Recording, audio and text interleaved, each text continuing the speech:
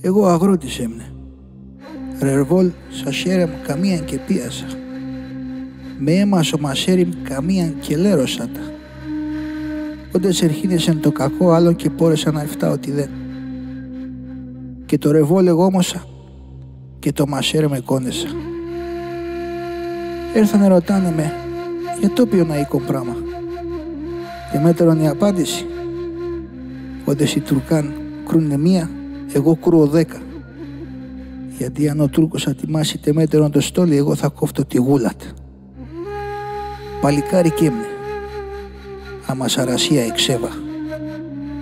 Πεινασμέν, διψασμέν, πουγαλεμέν. Άμα τεμέτερον η ανασμονή, τον ελεύθερο. Και αίκον πράμαν, τι δεν κιλογαράιτε. Λάσκουμε απέ σαρασία και θέλαμε κάτι να εφτάμε για να γορταρεύουμε τα χωρία ασασέρεα την αγαρινών. Τεμέτερον ο αρχηγόν, ο Ατών Πασάς.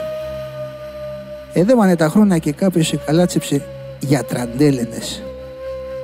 Εγώ ατόν το ξέρω ότι πολέμησα με έναν αίκον.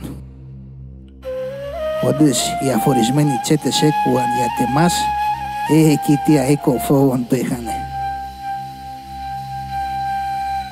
Εκεί τη χρόνια. Εγώ όμως τα χέρια μου και το ψόπο με γέματα. Εφέκα το καρδόπο μου απάν σαρασία τη πατρίδας. Εκεί τι πατρίδα και πατρίδα. Ατόσο μόνας λέγω σε πουλί που κυφουάτε θάνατον χάρου καγάν και λέπι. Όντες θα έρθει η ώρα να τραντέλενα στα στέκει.